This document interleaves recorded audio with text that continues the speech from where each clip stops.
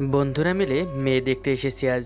তবে কারো বাসায় না, গার্লস কলেজের সামনে দাঁড়িয়ে আছি বেশ কিছু সময় ধরে। কিন্তু আজকে এত লেট হচ্ছে কেন এটাই বুঝতে পারছি না। আমি রাসেলকে বলি, কিরে মামা, আজ এত লেট হচ্ছে কেন কলেজ ছুটি দিতে? আমিও তাই ভাবছি বাবা। এই সময় তো কলেজ ছুটি হয়ে যাওয়ার কথা। কতদিন পর মেয়েদের দেখতে আসলাম। স্যারগুলো যে কিনা এই ভর দুপুরে এত কষ্ট করে এখানে দাঁড়িয়ে আছি, আমাদের কষ্ট বোঝে না। মামা, মনে হয় ছুটি হয়ে গেছে। ওই যা আসছে। রাসেলের কথায় গেটের দিকে তাকিয়ে দেখি সত্যি সত্যি মেয়েরা বের হচ্ছে। বাইকের আয়নাতে চুলগুলো ঠিকঠাক করে দাঁড়িয়ে আছি। এক এক করে মেয়েরা সামনে দিয়ে যাচ্ছে। হঠাৎ একটা মেয়েকে দেখে চোখ আটকে যায়। রাসেলকে বলি, মামা ওই মেয়েটা দেখ কত কিউট, আমার ওকে ভালো লেগেছে। I think I am in love. কি বলছিস মামা? প্রথম থেকে প্রেমে পড়ে গেছিস? কথা না বলে বাইক স্টার্ট দে, আর তোরা চলে যা। বন্ধুরা ঠিক আছে বলে চলে যায়। আমি আর রাসেল মেয়েটার সামনে গিয়ে রাসেল ব্রেক করে। মেয়েটা ভয় পেয়ে যায়, আমাদের দিকে তাকিয়ে বলে, এই, চোখে দেখতে পান না নাকি? আর একটু হলে তো বাইক উপরে তুলে দিচ্ছিলেন। তোমার নাম কি মিস কিউটি? আপনাকে কেন বলবো, দেখতেই দেখা যাচ্ছে বখাটে। যা ইচ্ছে বলো, সমস্যা নেই, কিন্তু তোমার নামটা কি বলো? পুলিশ ডেকে এমন ধোলাই খাওয়াবো না, সারা জীবনের জন্য ফ্লার্ট করা ভুলে যাবেন। আরে ফ্ল্যাট করছি কোথায়, আমি তো শুধু নামটা জানতে চাইছি। আপনি কে, হ্যাঁ, যে আপনাকে আমার নাম বলতে যাব? রাস্তা ছাড়ুন আমার। বলেই মেয়েটা আমাকে পাশ কাটিয়ে চলে যেতে নিলে আমি বলি, এই miss cutie, I love you. এই, আপনি পাগল নাকি? একটা অপরিচিত মেয়েকে এসব বলছেন? তাহলে আগে পরিচয়টা দাও, তারপর প্রপোজ করছি। আমি 100% শিওর আপনি পাগলা গারদ থেকে বের হয়ে এসেছেন। তোমায় দেখে সত্যি আমি পাগল হয়ে গেছি।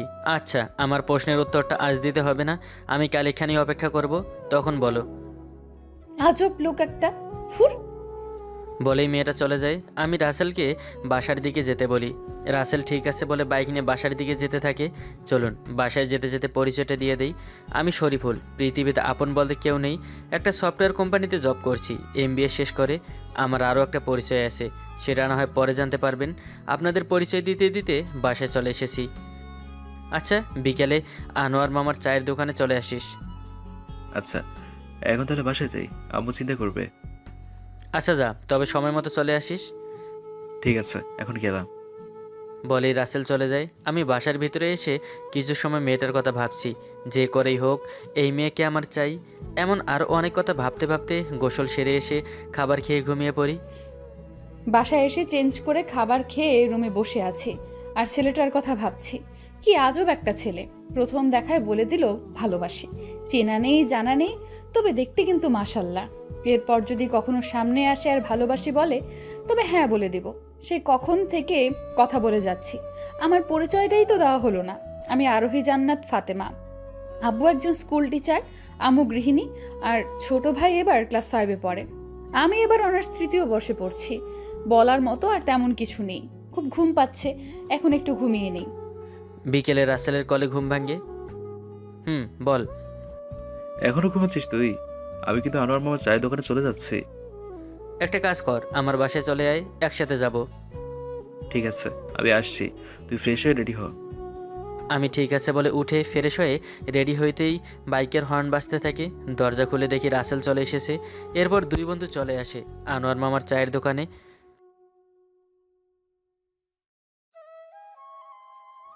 মামা হেসে ঠিক আছে বলে এরপর সিগারেট খেতে থাকি। দুই বন্ধু হঠাৎ একটু সামনে তাকিয়ে দেখি কয়েকটা ছেলে একটা মেয়ের ওড়না ধরে টানাটানি করছে। রাসেলকে বলি, তুই থাক, আমি আসছি একটু। আজ ছেলেগুলো গেল রে। আমি হাসতে হাসতে ছেলেগুলোর সামনে যেতেই মেয়েটাকে দেখে চমকে উঠি। এটা তো সেই মেয়েটা আজ কলেজের সামনে যাকে আই লাভ ইউ বলেছি। মেয়েটা আমাকে দেখে দৌড়ে আমার পেছনে এসে আমার এক হাত শক্ত করে জড়িয়ে ধরে। ভয়ে কাঁপছে মেয়েটা। ছেলেগুলো আমাকে দেখে ভয়ে ঘামতে শুরু করে। একজন বলে, শরীফুল ভাই আপনি? তোদের সেদিনের মাইরে হয়নি তাই না? সবাই এসে আমার পা জড়িয়ে ধরে ক্ষমা চাইছে। সব কটাকে লাথি মারতেই দূরে গিয়ে পড়ে। ওড়নাটা দিয়ে সবাই লাইনে দাঁড়া। আমার কথা মতো ওড়না দিয়ে সবাই লাইনে দাঁড়ায়। আমি মেয়েটার গায়ে ওড়না জড়িয়ে দিয়ে ছেলেগুলোর কাছে গিয়ে সব কয়টার গালে থাপ্পড় দিয়ে বলি, নেক্সট টাইম যদি এই ভুল করতে দেখি সেদিন আর ছেড়ে দিব না, যা এখান থেকে। ছেলেগুলো ঠিক আছে বলে এক দৌড়ে সেখান থেকে চলে যায়। মেয়েটা আমাকে বলে, আপনাকে কি বলে যে ধন্যবাদ দেব বুঝতে পারছি না। ধন্যবাদ দিতে হবে না, আমার আই লাভ ইউর জবাবটা দিলেই হবে। আবার শুরু হয়ে গেছে না? এই আপনি কি মাস্তান নাকি বখাটে? তোমার কি মনে হয়? সেদিন বখাটে মনে হয়েছে, আজ মাস্তান। হ্যাঁ ম্যাডাম, আমার বন্ধু বখাটে বা মাস্তান কোনোটাই নয়, অন্যায়ের প্রতিবাদ করে, আর এটা অনেকে মাস্তানি মনে করে। এখন আপনি বলুন তো, যদি সময় মতো আমার বন্ধু আপনাকে না বাঁচাতো তাহলে আপনার কি হতো? তুই এখানে কি করছিস? গিয়ে চা খাজা। আর তুমি চলো, তোমাকে তোমার বাসায় পৌঁছে দিয়ে আসি। বাহ, আমি এখন কাবাব মেয়ে হাড্ডি হয়ে গেলাম। এত কথা না বলে বাইকের চাবি দে তো। মেয়েটা আমাদের কথা শুনে খিলখিল করে হেসে দেয়। রাসেল বাইকের চাবি দিয়ে চলে যায়। আমি মুগ্ধ নয়নে তাকিয়ে আছি মেয়েটার দিকে। আমাকে এভাবে তাকিয়ে থাকতে দেখে মেয়েটা বলে, এমন করে তাকিয়ে আছেন কেন? নজর লেগে যাবে তো। নজর লাগতে দাও, ক্ষতি নেই। তুমি রাজি থাকলে আজই বউ করে নিয়ে যাই। আপনি তো দেখছি সত্যিই পাগল, লজ্জা শরম কিছুই নেই। এমন ঠোঁটকাটা কেন আপনি? যাকে ভালোবাসি তাকে বলতে আবার লজ্জা কিসের? লেট করলে দেখা যাবে অন্য কেউ এসে নিয়ে যাবে। আপনার সাথে কথাই আমি পারবো না। আচ্ছা, এখন কি আমাকে বাসায় পৌঁছে দিবেন নাকি এখানে দাঁড়িয়েই কথা বলবেন? আমি ঠিক আছে বলে গিয়ে বাইকে নিয়ে আসতেই মেয়েটা বাইকে উঠে আমার কাঁধে হাত রাখে। বাইক চলছে আপন গতিতে। একটু পর একটা বাসার সামনে এসে মেয়েটা বাইক থামাতে বলে। বাইক থেকে নেমে বলে, ধন্যবাদ আমাকে বাসায় পৌঁছে দেবার জন্য। আপন মানুষকে ধন্যবাদ দিতে হয় না। আচ্ছা, তুমি কিন্তু এখনো তোমার নামটাই বললে না। আমি আরোহী জান্নাত ফাতেমা। আর আপনার? আমি শরীফুল। আচ্ছা, এখন যাই, পরে আবার কথা হবে। কাল আবার আসবেন কলেজের সামনে? সামথিং সামথিং নাকি? কচু, এমনি জিজ্ঞেস করেছি। ঠিক আছে, বলতে হবে না, যান। ঠিক 4টায় তোমার অপেক্ষায় থাকবো। ফাতেমা হাসতে হাসতে চলে যায়। আমি বাইক নিয়ে চলে আসি রাসেলের কাছে। এরপর দুজনে চা খেয়ে বাসায় চলে আসি। পরের দিন সকালে ঘুম থেকে উঠে চলে আসি অফিসে। কাজ করতে করতে 3টা বেজে যায়। অফিস থেকে বের হয়ে চলে আসি ফাতেমার কলেজের সামনে। দাঁড়িয়ে সিগারেট খাচ্ছি। একটু পর ফাতেমা বের হয়ে আমার সামনে এসে বলে,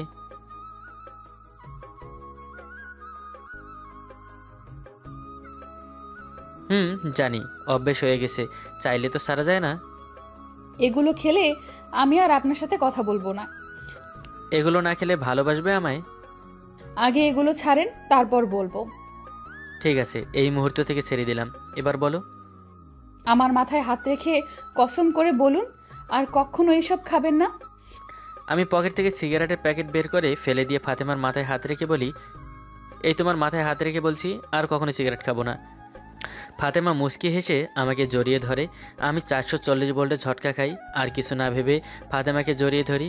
একটু পর ছেড়ে দিয়ে ফাতেমার কপালে চুমু দিতেই ও চোখ বন্ধ করে ফেলে। শরীফুল আমাকে কখনো ছেড়ে যাবে না তো? আমি শুনেছি আজকাল নাকি ছেলেরা মেয়েদের সাথে কিছুদিন ভালোবাসার অভিনয় করে তারপর ছেড়ে চলে যায়। তাই ভয় হতো, কখনো কাউকে ভালোবাসিনি। কিন্তু তোমাকে দেখার পর আমার কি হয়েছে আমি জানি না। তোমাকে নিয়েই ভাবতে ভালো লাগে, তোমাকে দেখতে ইচ্ছা করে। আমাকে কখনো ছেড়ে যেও না। আমি তোমার আগে কখনো কাউকে ভালোবাসিনি, আর তোমার পরেও কাউকে ভালোবাসতে পাবো না। এই তোমাকে শুয়ে কথা দিলাম, আমার শেষ নিঃশ্বাস পর্যন্ত তোমার হাত আমি ছাড়বো না। বলেই ফাতেমাকে শক্ত করে জড়িয়ে ধরি। হঠাৎ মোবাইলটা বেজে ওঠে। মোবাইল হাতে নিয়ে দেখি রাসেল কল করেছে। রাসেল বল। রাকিবের ছেলেরা আজ রাতে ড্রাগস স্মাগলিং করছে। ঠিক আছে, তুই সব ব্যবস্থা কর, আমি আসছি। এখন কোথা তুই? তোর ভাবিকে বুকে নিয়ে দাঁড়িয়ে আছি। কি, ভাবি রাজি হয়ে গেছে? আমার থেকে বেশি পাগল তোর ভাবি, এখন রাখতো। বলেই কলটা কেটে দেই। ফাতেমা লজ্জারাঙ্গে একটা হাসি দিয়ে বলে, রাসেল ভাইয়া ছিল নাকি? কি বললো? কিসের ব্যবস্থা করতে বললে? তোমার সাথে আমার জীবনের বাকি পথগুলো চলা, তাই তোমার থেকে কিছু লুকাতে চাই না। কি হয়েছে? কি এমন কথা? আমি সাধারণ কেউ নই, আমি একজন টপ মাফিয়া। তবে ভালো মানুষের ক্ষতি করি না। যারা এই দেশটাকে ধ্বংসের পথে নিয়ে যেতে চায় তাদের ধ্বংস করে আমার গ্যাংয়ের কাজ। তুমি কি দ্য ইগল গ্যাংয়ের কিং জুনায়েদ? তুমি কি করে জানলে ইগল গ্যাংয়ের কিং জুনায়েদ? আমি তোমার খুব বড় একজন ফ্যান। আরেও ক্রেজি, মাফিয়াদের সবাই ঘৃণা করে, আর তুমি বলছো তুমি ফ্যান? তুমি কিছুদিন আগে একটা গ্যাংয়ের হাত থেকে 20টা মেয়েকে উদ্ধার করেছিলে। সেখান থেকেই বুঝেছি তুমি আর যাই হও খারাপ নও। আচ্ছা, আমার সব খোঁজ খবরই রাখা হয় দেখছি। সব খোঁজ খবর রাখা হলেও এটা তো জানতাম না তুমি সেই জোনায়েত। আস্তে, কেউ শুনলে সমস্যা হবে। এখন চলো, আজ রাতে আমার একটা মিশন আছে, তোমাকে বাসায় পৌঁছে দিয়ে প্রস্তুতি নিতে হবে। এরপর ফাতেমাকে ওর বাসায় দিয়ে আমি বাসায় এসে সবাইকে কনফারেন্স করে ডাকি। এরপর সবাইকে বুঝিয়ে দেই কিভাবে কি করতে হবে। আমাকে আজও কেউ দেখেনি, শুধু নামটাই জানে।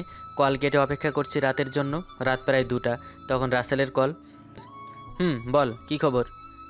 চলে আয়, ওরা আমাদের সামনে। ঠিক আছে, আমি আসার আগে অ্যাকশনে যাস না। ওকে, আয় তুই। বাসা থেকে বের হয়ে চলে আসি ওদের আস্তানায়। কিছু সময়ের মধ্যে আমরা চারপাশ থেকে বৃষ্টির মতো গুলি ছুড়তে থাকি। মুহূর্তেই সবাই লুটিয়ে পড়ে মাটিতে। এরপর পুলিশকে ইনফরমেশন দিয়ে সিমটা খুলে ফেলে দেই। সবাইকে নিয়ে সেখান থেকে চলে আসি বাসায়। সকালে কারো ডাকাডাকিতে ঘুম ভেঙে যায়। চোখ ডলতে ডলতে উঠে সামনের দিকে তাকিয়ে আমার চোখ তো কপালে ওঠার অবস্থা। ফাতেমা কোমরে শাড়ির আঁচল গুজে আমার রুম গোছাচ্ছে। তুমি এখানে কখন আসলে? আরে তুমি উঠে গেছো? যাও, ফ্রেশ হয়ে এসো, একসাথে খাবার খাবো। তুমি আসলে কখন? আর রান্নাই বা করলে কখন? আরও 3 ঘন্টা আগে রাসেল ভাই নিয়ে এসেছে। রাসেল তোমাকে নিয়ে এসেছে? কোথায় ও? নিচে আছে, তুমি উঠো তো এখন, আর ফ্রেশ হয়ে নিচে এসো। আমি উঠে ফাতেমাকে ঘুরিয়ে পেছন থেকে জড়িয়ে ধরে কানে চুমু দিয়ে বলি, একদম ঘরের বেগম হয়ে গেছো।